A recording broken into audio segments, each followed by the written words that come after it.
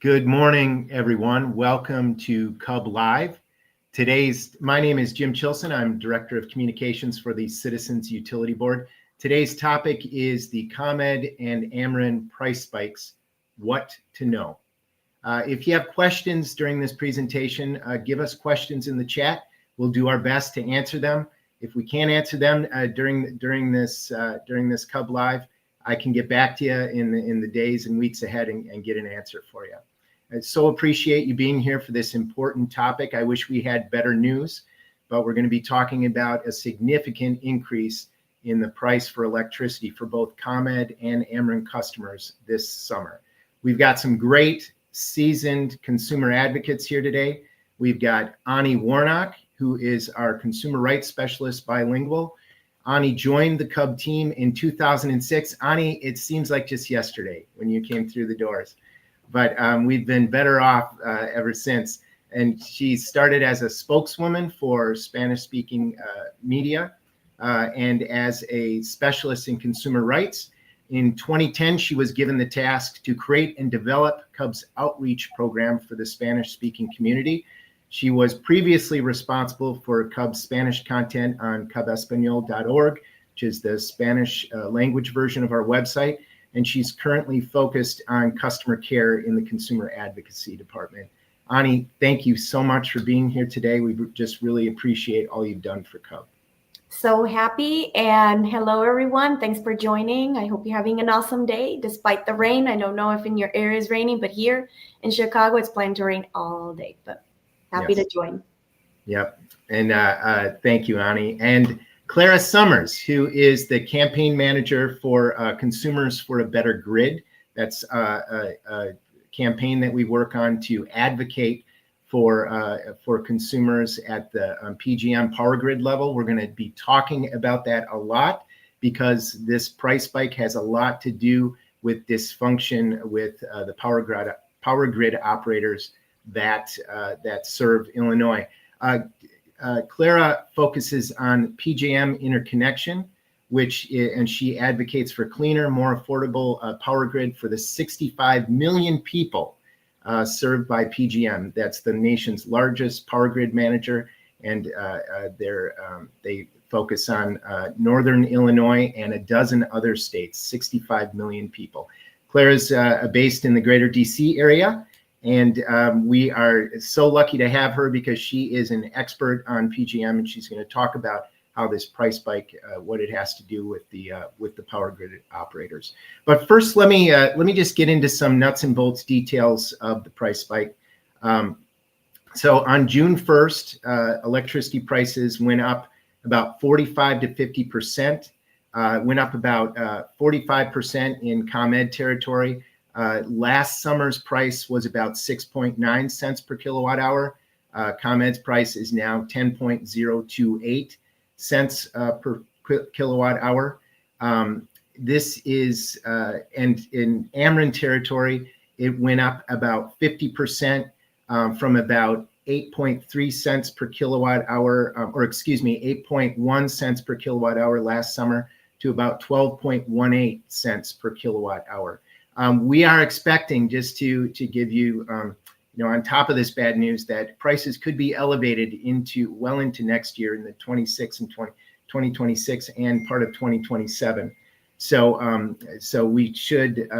It's good that we're getting together to talk about this issue to see what exactly happened.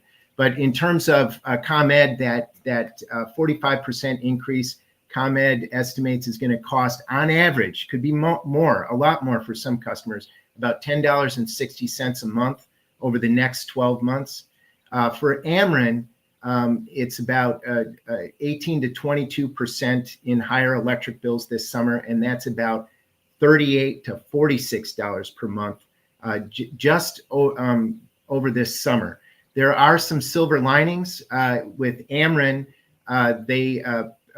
This is all due to an increase in reserve power, something called capacity, and in both ComEd territory and Ameren territory, this is due to an increase in a component of the price for electricity. It's called capacity, and it's reserve power.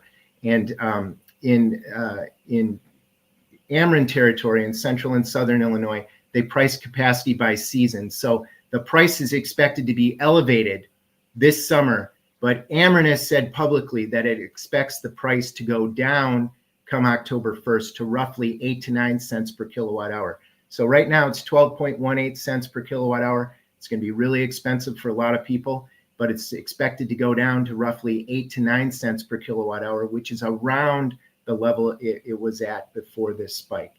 The silver line with ComEd, again, it's about a 10 to 15% increase on your bills, about $10.60 a month, or about $127 over the next 12 months. The silver lining is that Illinois' landmark clean energy legislation, the Climate and Equitable Jobs Act, or CEJA, is partly offsetting the price spike. Consumer advocates like CUB push for a provision that gives customers a credit on their bills if electricity prices reach a certain level, as they are right now. While this won't wipe out the price spike, the CEJA credit will lessen the pain this summer. So it's the credit changes on a monthly basis. So we don't know what it's going to be for all 12 months, but we know what it is for the month of June. It's about 1.7 cents per kilowatt hour. So that the CEJA is helping take about 1.7 cents per kilowatt hour off that 10 cent per kilowatt hour price. So that could be for somebody who uses 800 to 900 kilowatt hours this month in electricity, that would be about $13 to $15 credit on your bill. So that is going to help. Again, it's not going to wipe it out. We have a lot more work to do in terms of long-term reforms to bring prices down, but definitely we can thank strong energy policy in Illinois for helping give ComEd customers some relief. So I don't know, Clara, if you would add anything to that, but I would like to go to you now and just talk about why this is happening. And I'm wondering if, Clara, you could give people a rundown of what PJM is and what they have to do with this capacity price spike. Absolutely. Thanks, Jim. And I'm actually going to share my screen because this stuff is so technical. I find it helps to have some visuals to go along with it. And we are even going to have a movie break at one point. So grab your popcorn, be ready for that.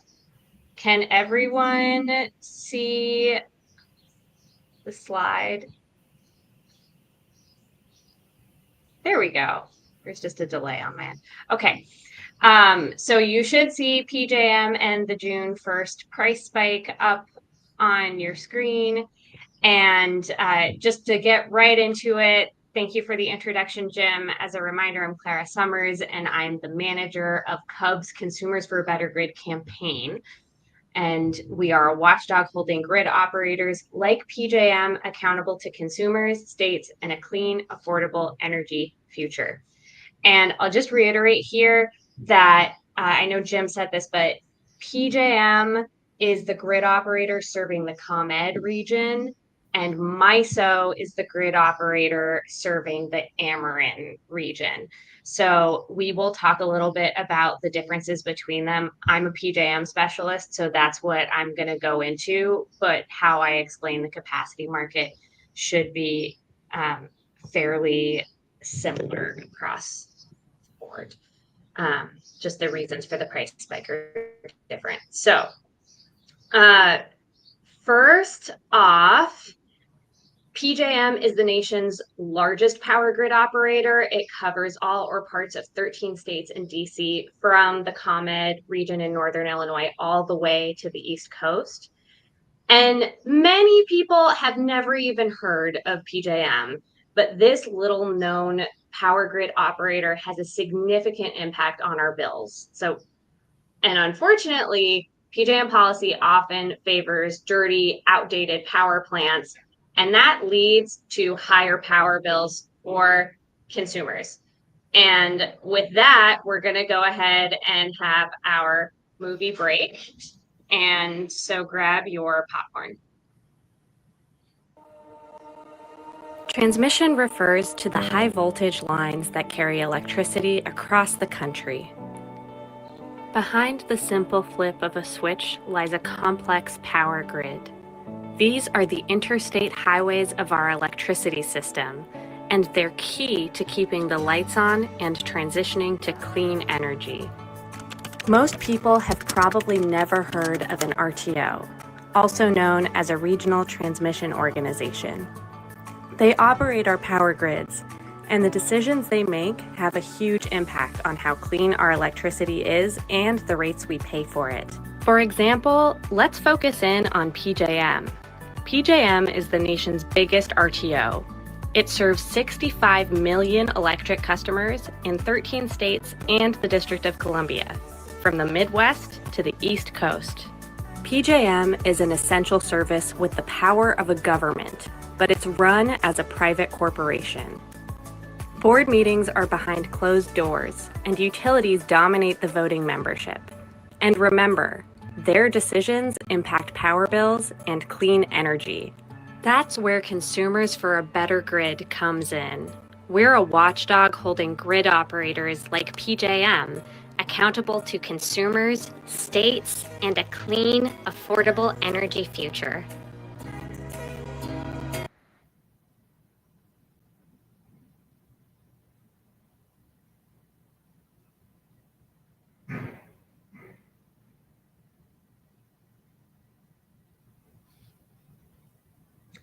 Struggling to unmute myself. Sorry, folks. So you have had the less than 2-minute introduction to PJM, and let's now dig deeper. Why does it matter? There are 3 main reasons why you should care about PJM. It's because the decisions made at PJM impact the affordability, the cleanliness, and the reliability of our electricity. So it's not just what's happening in Illinois or the decisions made in Illinois that affect your electric bill. PJM affects it too.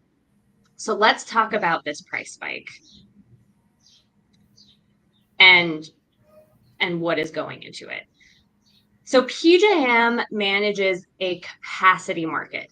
A capacity market means balancing the supply of electricity with the demand for electricity over the long term. And the way PJM does this is PJM has an auction system to buy as much electricity as we expect to need over the next few years. PJM runs this auction, and the payments from that auction go to electricity generators. So think power plants. Power plants, that can be a gas plant, it can be a nuclear plant, it can be a solar farm.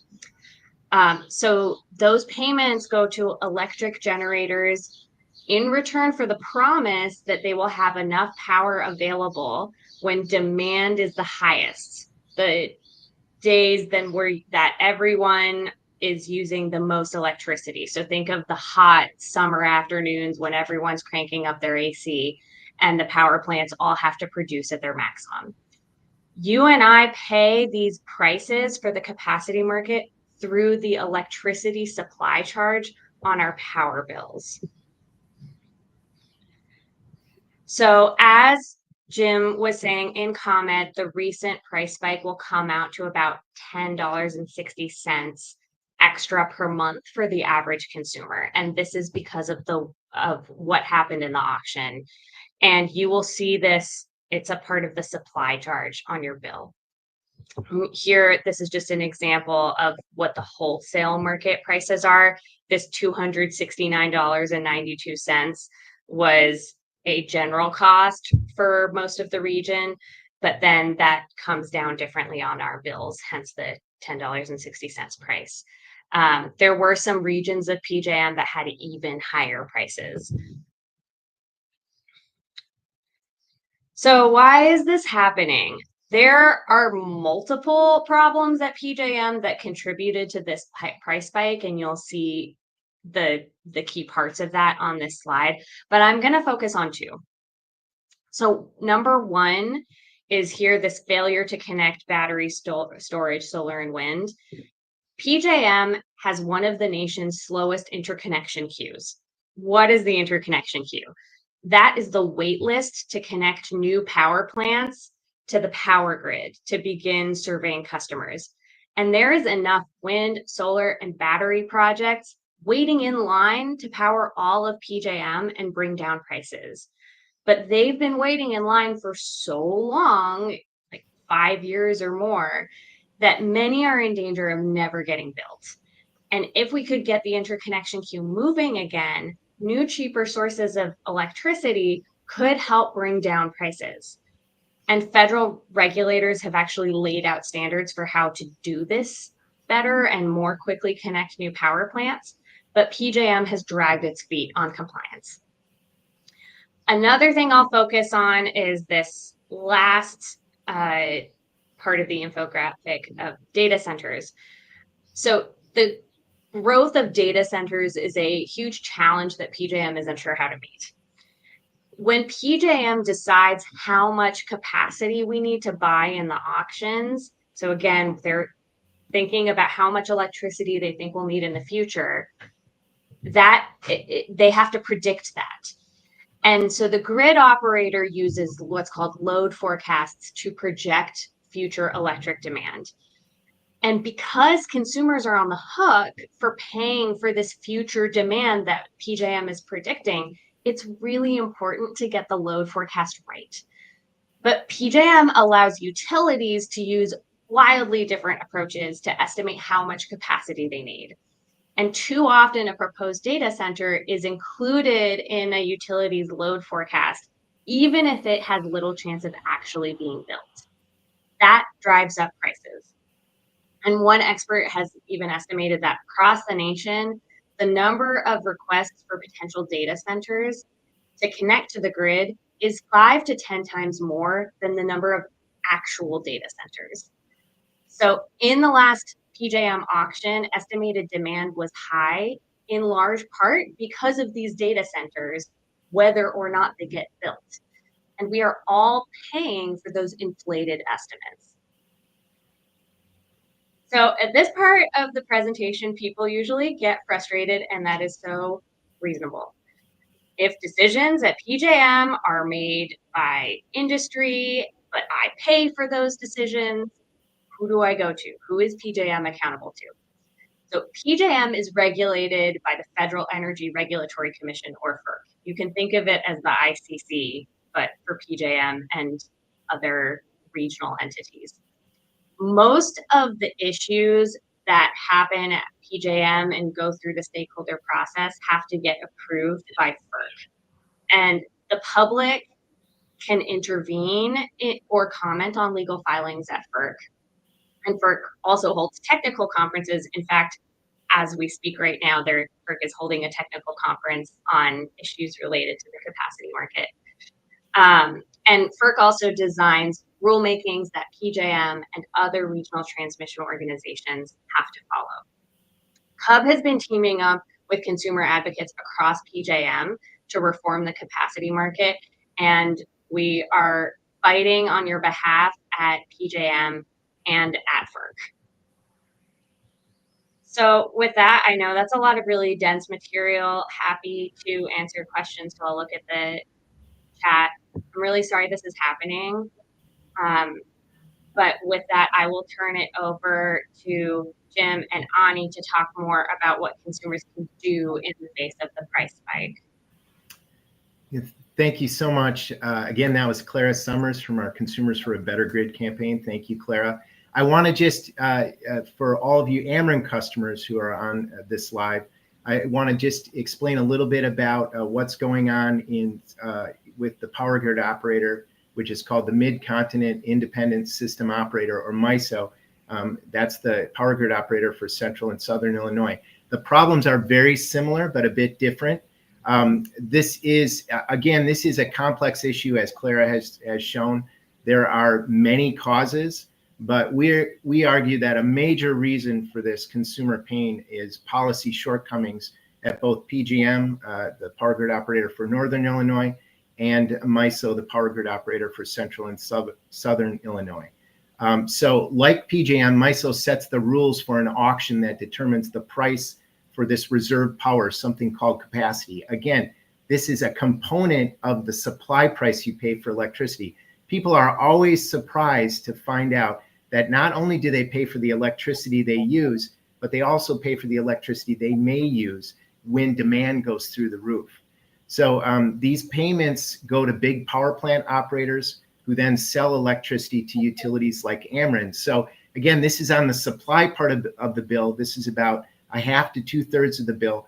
Ameren's not making a profit, or ComEd, they're not making a profit off this increase in the supply part of the bill. This is the money that's being made this summer on these high prices is going to these big power plant operators who are laughing all the way to the bank this summer. In the latest auction that MISO ran, the price for capacity skyrocketed by 22-fold, causing Ameren's price for electricity then to soar on June 1st. So this shows, and this is kind of a recurring theme that we want to put forth here today, is that the big grid operators, the needs of everyday electricity customers too often take a big backseat to the profits for these big power generators. So there are two specific problems or issues that we have with MISO, or two major issues we have with MISO, is that MISO needs to fix its methodology for pricing capacity in the auction. For the first time ever, they used a new methodology, and that unfairly and unacceptably compromised affordability. That caused the capacity price to go up, like I said before, about 22 times what it was last summer. Also, as Clara had said, the grid operator for Central and Southern Illinois needs to speed up its process for connecting new power plants to the grid. It's not as bad as in PJM territory, where, as she said, there are power plants that wait 5 years sometimes to get connected to the grid. The wait list is so long, a lot of these power plants don't ever get built. While in MISO territory, it's about 3.5 years that the wait list is. And right now, there's about 300 gigawatts of potential energy in this wait line. That's power plants that are waiting to get connected to the grid. They have a potential energy output of about 300 gigawatts. Just to give you an idea, 1 gigawatt is enough energy to power about 750,000 homes, according to CNET. So, having said all that, let's get down to to talking with you, Ani, about what guidance we can give to consumers to get through this expensive summer. Again, we're working long-term for these big policy reforms, and that's really important. CUB needs to be doing that. But, we also need to give guidance to people in the short term just to get through this summer. So, Ani, are you getting a lot of calls and questions about this? Yes, I'm glad you mentioned it. And also, it was very helpful to hear that distinction between the grid operators and the utility companies that serve as a distribution company. And that's like everyone has a role in this industry. And a lot of customers call thinking that this is a rate increase that was approved by the ICC that ComEd or Ameren requested, and they do not understand the distinction between the wholesale price of electricity and, for instance, when the company goes on a 12-month process to request an increase on the delivery or distribution portion of the service. So that's key right there, because there's a distinction, and the Federal Energy Regulatory Commission would be the one with the jurisdiction to regulate the pricing at the wholesale market, and as well as the independent system operator. They're the ones who set these prices, not directly ComEd or Ameren. So that's one question, that we discuss. And then questions about the $10, because they think that it's a $10 set in stone fixed fee, but it's really not. It really depends on how much energy you're going to consume. That's kind of like an average, an idea to give people a sort of guideline as to what to expect. But if you are minimizing your usage, if you are participating in energy efficiency, if you are using any type of other programs like the peak time savings or peak times rewards, that might not impact you as much, as it would other people. So we're talking about those things. Yeah, I'm so glad you brought that up, Ani, about the first of all, about the different parts of the bill. Because people will say, aren't you guys fighting the ComEd and Ameren? Exactly what they say. Yeah, right. And I don't blame them for saying that when they see that increase or hear about that increase. Yeah, there's supply. This is impacting the supply part of the bill. Ameren doesn't profit off this part, or ComEd doesn't profit off this part. The utilities pass those costs on to customers with no markup. When we fight ComEd and Ameren before the Illinois Commerce Commission, when they want a rate hike, that's on another part of the bill, the delivery part of the bill, which is about a third to half of power bills. And that's what ComEd and Ameren charge us to deliver the electricity to our homes. This price spike has nothing to do with the delivery part, although we fully expect to be fighting them in the future, fighting them on rate hikes. But this is a different battle on the supply. This is we're fighting PJM and MISO to change their policy. And as you said, Ani, this often gets into the Federal Energy Regulatory Commission. And we are fighting this, but at more the federal level through this nonprofit organization that CUB sponsors, the Consumers for a Better Grid.org. You can find more information there. It's a whole different industry, and that's what Clara is working on. And there are several campaigns in motion right now.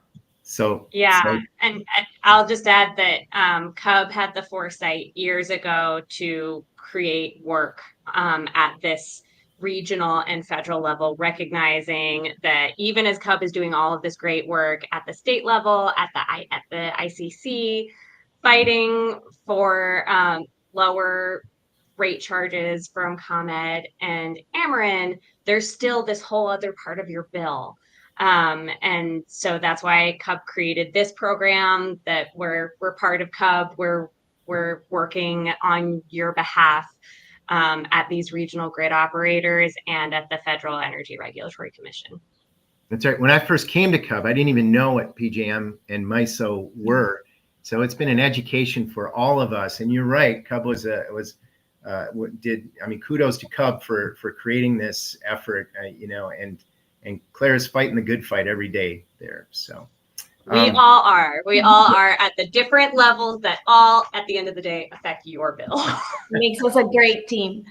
But another interesting point that I've been receiving a lot of calls regarding municipal aggregation deals, and also customers who are getting contacted by their alternative suppliers because their contracts are renewing and they're interested in knowing, with this expected forecasted increase in the wholesale market price, should I or should I not renew with this alternative company, or should I participate in my town or my city's electric deal?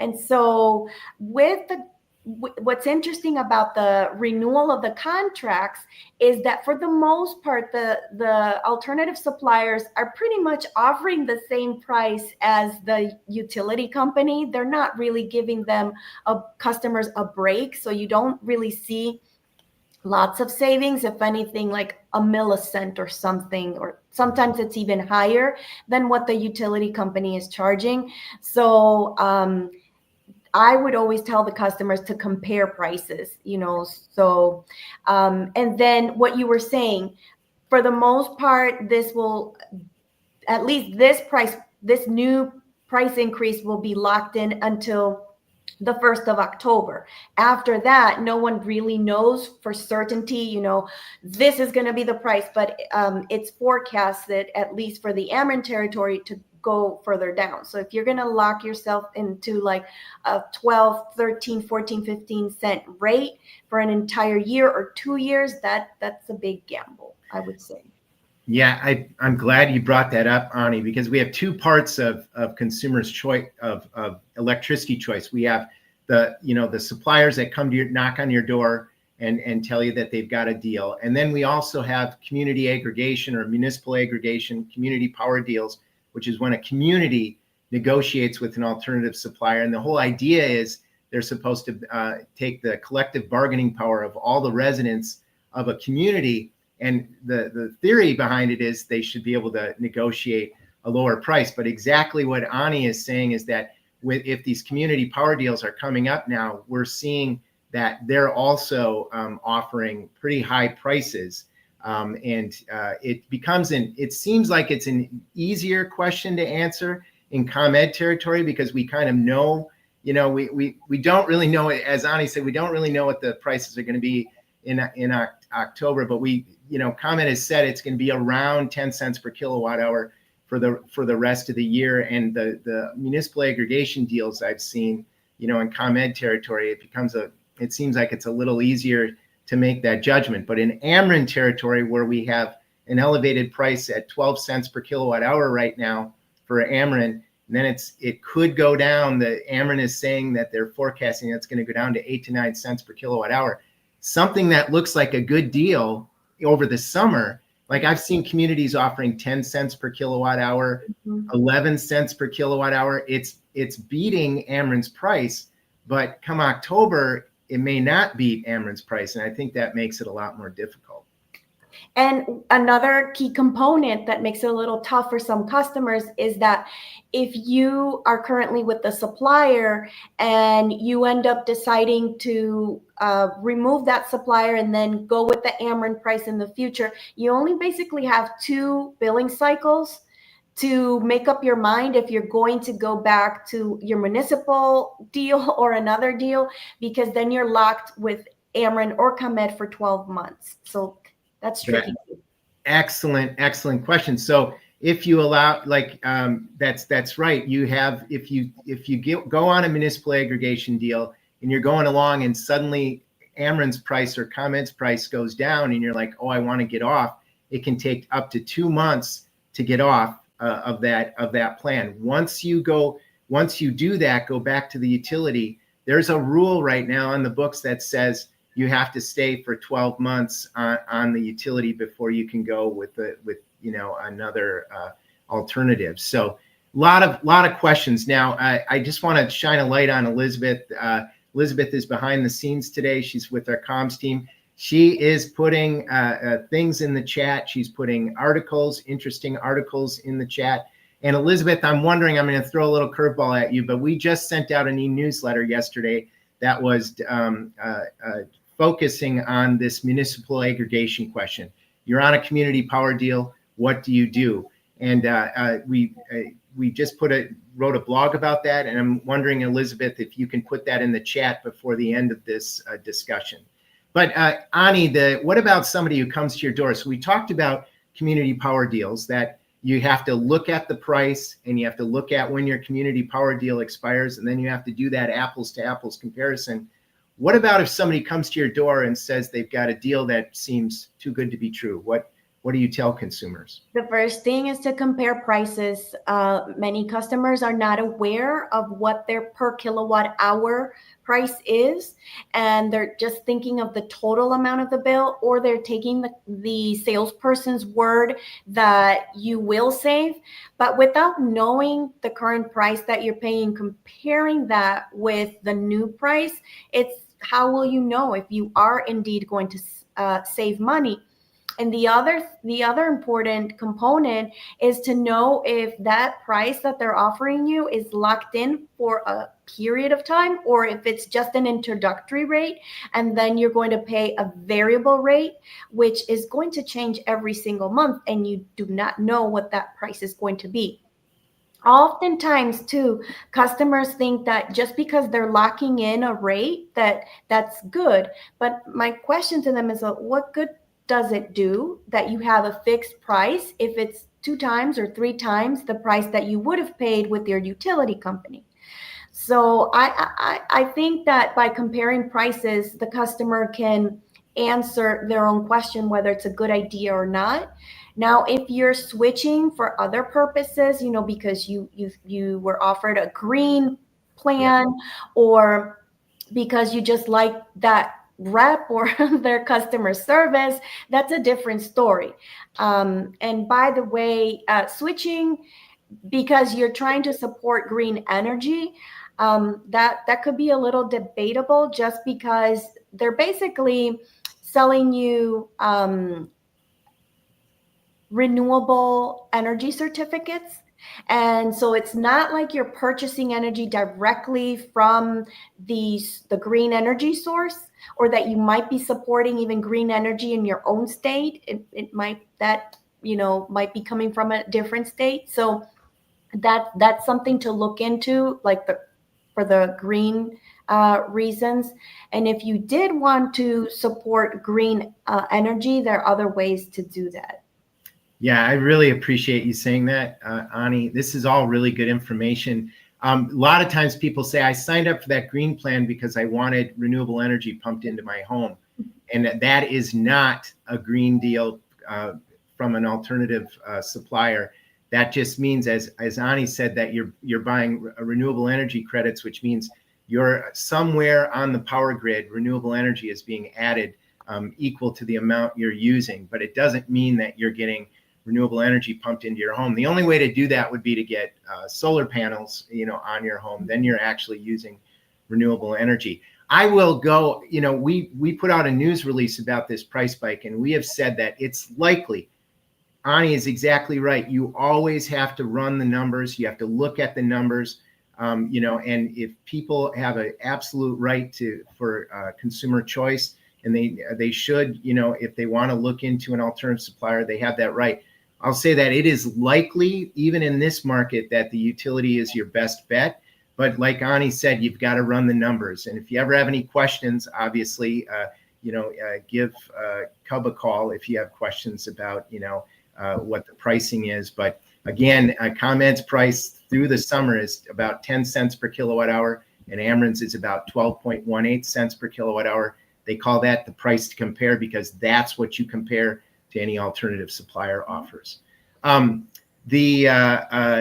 Did you want to say anything more to that, or can we go on to a couple other? I just wanted to add that our hotline is available Monday through Friday from 9 a.m. to 4 p.m. And our number is 1-800-669-5556. Great. Thank you. Thank you, Ani. So let me just go back to energy efficiency. You made a really good point about this. And the Tribune, when they reported on this from our news release 2 weeks ago, they made this point too, that it's an average of $10.60 a month. Could be more, could be less. And you made a point about, you were talking about energy efficiency and some special programs that are out there. Do you have top 3 pieces of guidance in terms of energy efficiency, some top 3 tips that you give consumers? Wow, 3.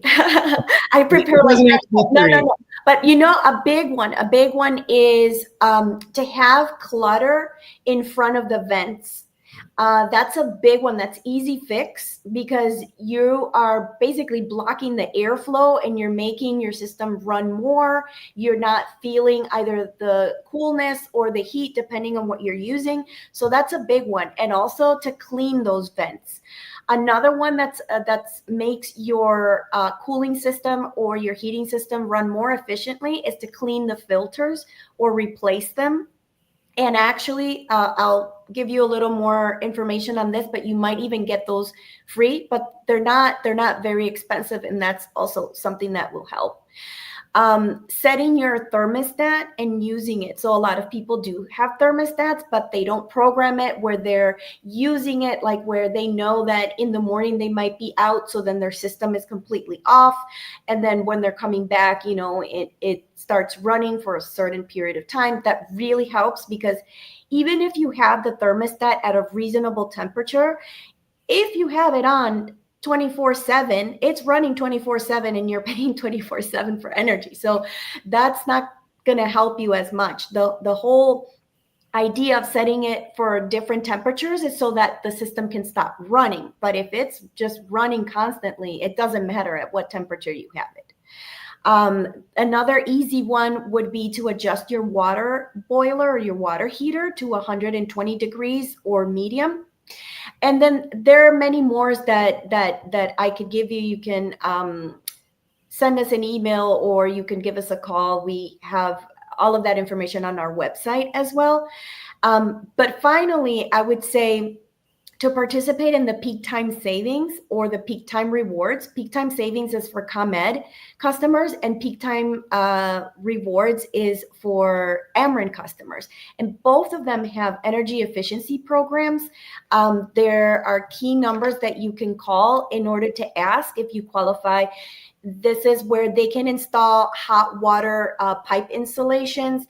They can give you door sweeps, which are very important because it seals your door and it makes the airflow much better. They can give you smart power strips, so you don't have to unplug devices, but the strip will recognize whether the device is on or off and stop sending phantom load. They can actually give you a smart thermostat or an air filter. Those are the ones that I was saying that you should replace or clean. So, and much more is included. You can find out the details. You can call, if you're a ComEd customer, you can call 855-433-2700. And if you are an Ameren customer, you can call 866-838-6918. Thanks, Ani. And we have compiled tips into a special online center for this price spike. It's called cubhelpcenter.com. Cubhelpcenter.com. You go there. We have compiled all this information. The thing about when you talked about the temperature, the thermostat, you know, the guidance from utilities and the DOE is to leave it at about 76 to 78 degrees in the summer, and when you're home and awake, and bump it a little higher when you're asleep or away. The one thing I'm worried about in this, this summer, this expensive summer, is that people are going to take risks and they're going to try to keep their home too hot because they're worried about their electric bill. So the only thing I would want to tell people is just remember energy efficiency. These tips we gave are meant to get rid of energy waste. Energy efficiency is never about keeping your home too hot and so that it threatens your health. So please, I always add a tip in here, but look after your neighbors, look after your friends and family, make sure everybody is staying cool and safe this summer. We just put out a news release today calling on the utilities to work with customers to make sure they stay connected and stay safe this summer, because people are going to be stressed out about their bills. Ani, did you have anything to add? I do have another question for you, but did you have anything to add to that? Yes, especially when you're trying to make your home comfortable. Of course, if it's a scorching hot day, by all means, put it at the temperature that you need. But one element that really, really helps, and it uses much less energy, is using a fan along with your air conditioner. It'll make you feel much more cooler, fresher, because it distributes the air. And that fan, I was trying to look at the stats, but I don't think I wrote it down. I used to know it by heart, but I think it uses about 85% less energy than an air conditioner, and it's really effective. So I would say to complement with the fan. And give me one sec. I forgot to connect my computer. Oh, that's okay. That's okay. I can continue to talk. I'm always good with it. Just let me know, Ani, when you need to get back. So the one thing that so again, just go to cubhelpcenter.com. We have information there about your rights as a utility customer. We have energy efficiency tips. We have questions about disconnection, and that's what I wanted to ask you about, Ani.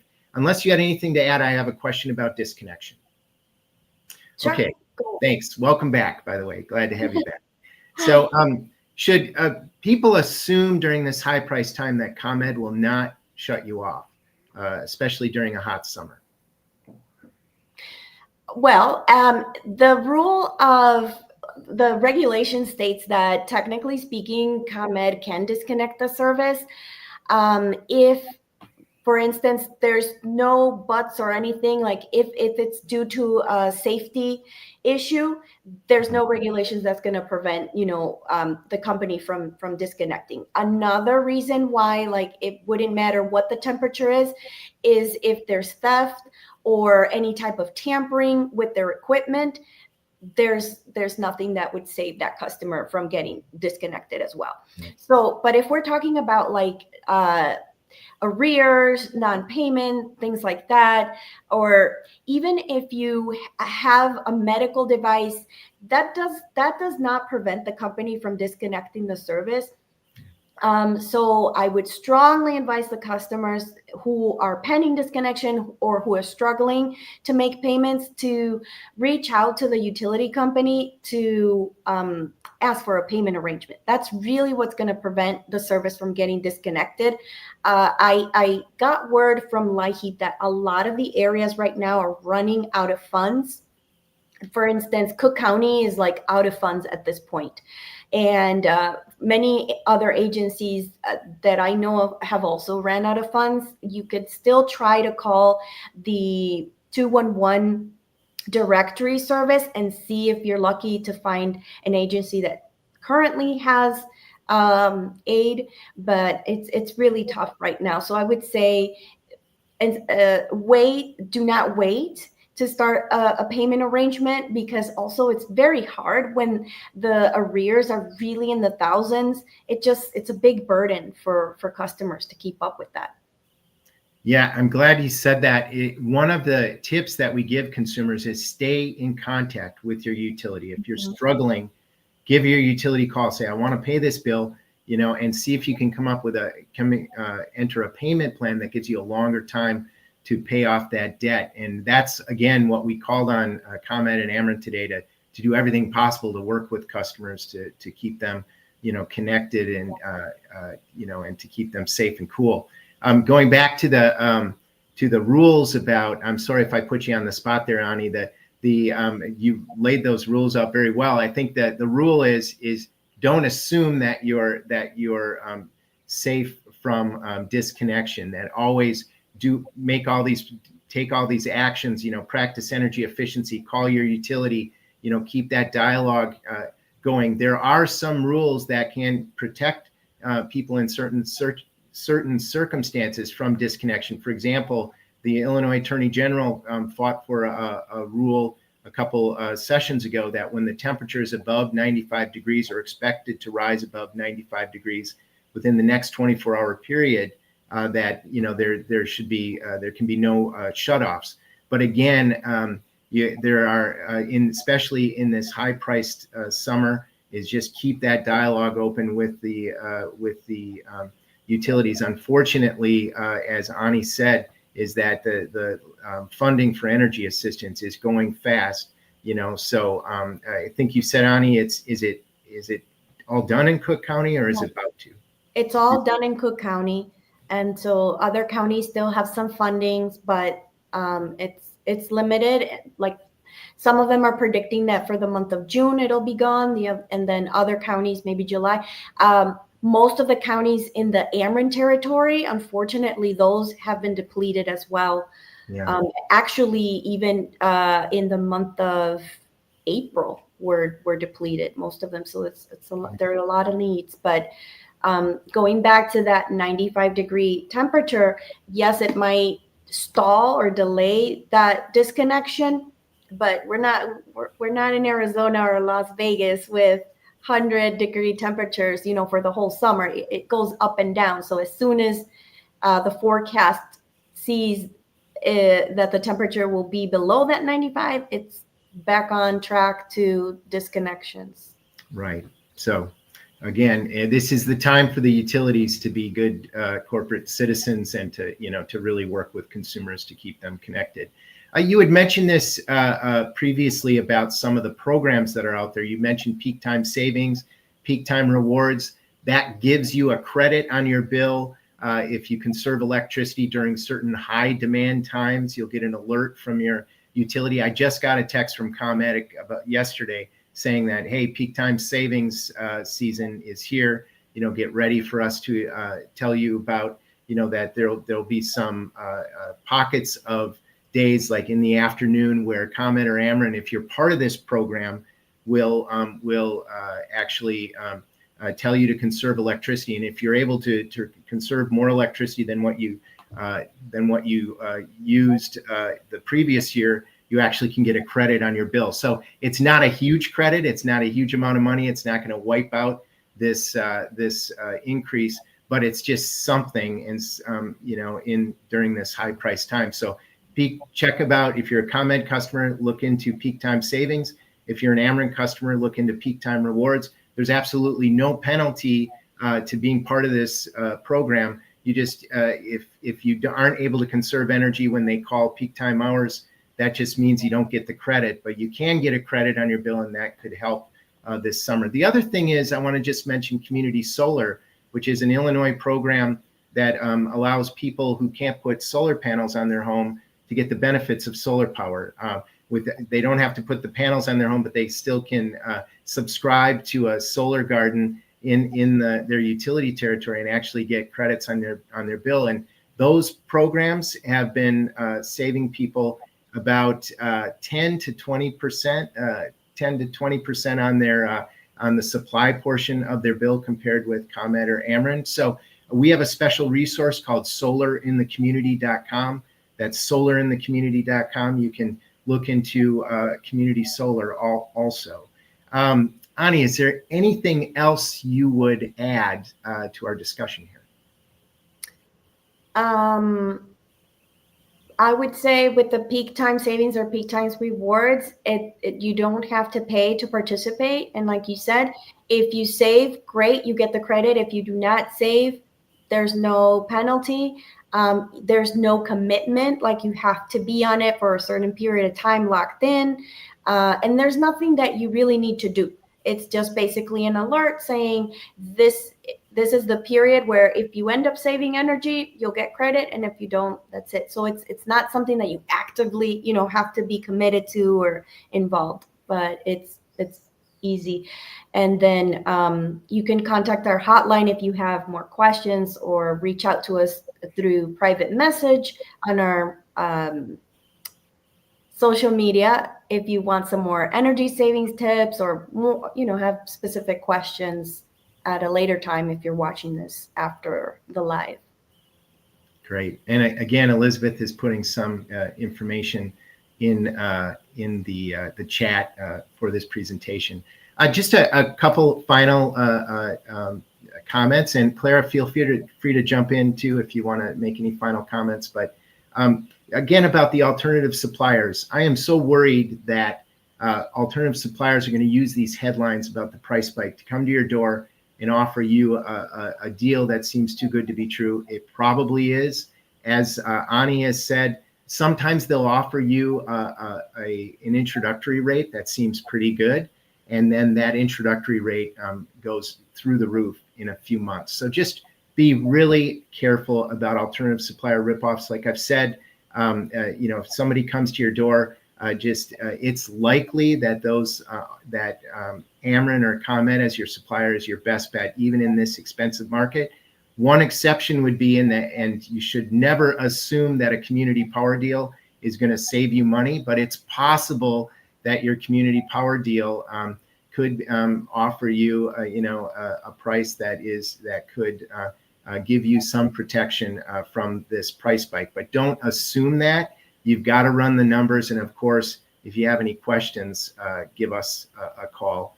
The one thing is that we were talking about capacity, that we do have a lot of people on staff and people who call us who are hourly pricing or Power Smart pricing customers. These are people who pay an hourly price for electricity. and that's different than the price spike that we have been talking about today. Those two prices I quoted for you, 10 cents for ComEd and 12 cents for Ameren, are the traditional electricity price. Other people can sign up for an hourly price of electricity, and that's hourly pricing or Power Smart pricing. Capacity actually is a separate line item on those bills. So you will see the impact of this price spike in a higher capacity charge, and you'll see that capacity line item. And this is for people who are part of this hourly pricing or Power Smart pricing program. Again, the majority, the overwhelming majority of people are on the traditional prices and are seeing this 12 cents per kilowatt hour for Ameren or 10 cents per kilowatt hour for ComEd.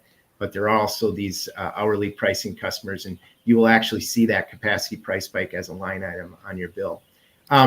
Also, go ahead, Anna.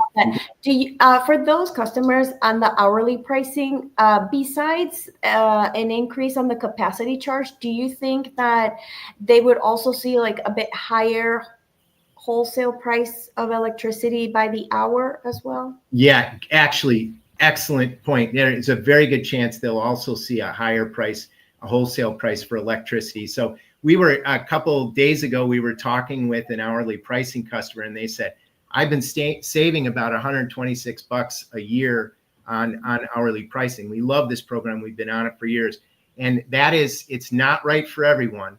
That's one thing I want to make clear. It's not right for every household, but for the households that it is right for, it's been a real money saver. And it's years like this when you have the market going a little bit haywire that the program isn't going to be could be a difficult year. You're not going to see big savings, or even you might lose a little money this year, but over time you're still way ahead of the ball game, because most people who are right for the program can save a lot of money. And people who are right for the program, we have an hourly pricing fact sheet on our website, and a Power Smart pricing fact sheet on our website. This would not be the year to sign up for that, but if you're ever interested in learning more about the program in future years, we have those fact sheets on our website. But yeah, this is so you're right, Ani. You're not only going to see the higher capacity charge, you're probably going to see an impact on the wholesale prices too. But we're interested to hear from hourly pricing people how they do. They usually are very engaged, and they do reach out to us periodically. And I asked this customer, let us know how it's going, throughout the year, and we can talk about it. But that's one thing. Oh, go ahead, Ani. I was going to say, we experienced something similar. I think it was in 2022 when also, because there was a polar vortex and there was huge demand for electricity, and prices also skyrocketed close to 10 cents for that summer. And it also impacted gas prices. And so if we survive that, I think we're going to be able to survive this. Hopefully it's a short period and not something that's just going to be eternal. Right. This is a good time for community, which is, I'd say, we all have to just look out for each other. We will get through this, but we're going to have to look out for each other. And again, we are continuing to work for long-term reform. We're never going to give up that fight, because there's so much that needs to be done to protect consumers in the future to keep this from happening. The other thing is there's some people on the who are net metering customers. They'll notice that this CEJA credit that I talked about, it will not be, it is probably for net metering customers, which are customers who are solar customers. They're saving a lot of money, especially in high price times like this. That CEJA credit will actually be a charge on their bills when it's a credit for most other customers, and vice versa. So in regular times when prices aren't spiking, we're paying a line item for the carbon-free energy resource adjustment. That is a charge on bills. Normally, it turns into a credit for most customers when the price goes through the roof. But for net metering customers, solar customers, it's exactly the opposite. Most of the time, they're getting a credit when it's a charge, and then during high price times, they'll pay. They're going to be paying a charge on their bills during this high price time. And this has to do with the fact that solar customers are generating their own power. So what we say about that is, solar is an excellent deal, especially at times like this. We never like to see a charge added to bills, but even with the charge, homes with solar panels should enjoy net savings during high price times like this. So you're still going to be doing good. But I just want to let you know, we expect to get some calls from solar customers when they see their bills at the end of the month, because they'll see that carbon-free energy resource adjustment has changed from a credit to a charge during this high price time. So anybody else have anything else to add before we end the conversation?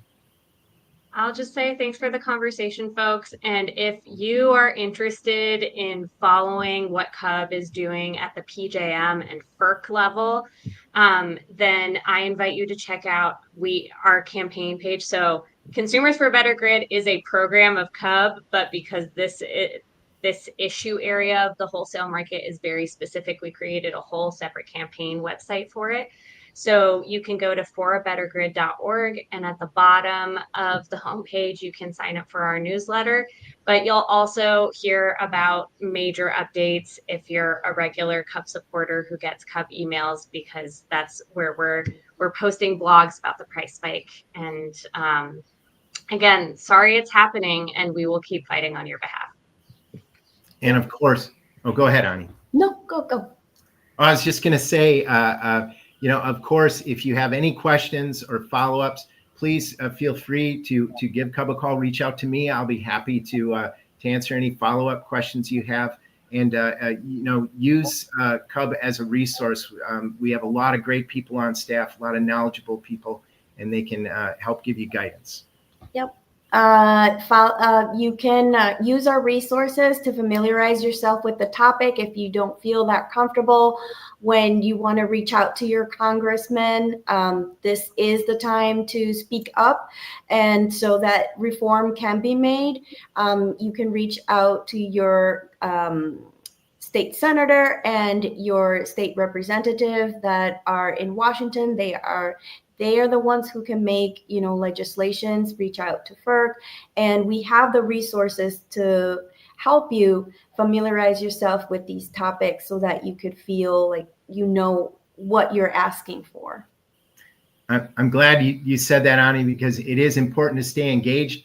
If you go to cubactioncenter.com, we have some action items actually to send Congress, not specifically about this issue, but about other things they're trying to get rid of. They're trying to greatly reduce funding, gut funding for the low-income home energy assistance program for energy assistance. They're trying to get rid of tax credits that are really helpful, that help people make their homes more energy efficient. And there will be more action items to take. And also, in addition to this is a multi-level campaign. We have Congress we're working on to try to reform things and to pass better policy. We're working at the power grid operator level to try to reform policy there, and with the Federal Energy Regulatory Commission, and on a state level too. We talked about just a few days ago about fighting for energy reform legislation that did not pass in this past weekend, which was the last weekend of the spring session.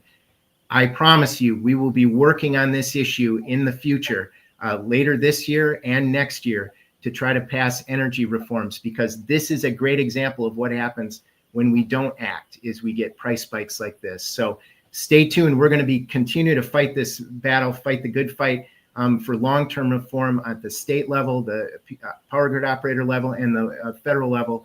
And at the same time, we'll be answering any questions you have about your electric bill, on a day-to-day basis. So just really appreciate you all being part of this conversation today. And thank you. And I wish you a good day. And be safe, everybody. Stay safe and cool this summer. Look out for family, friends, and neighbors. Goodbye.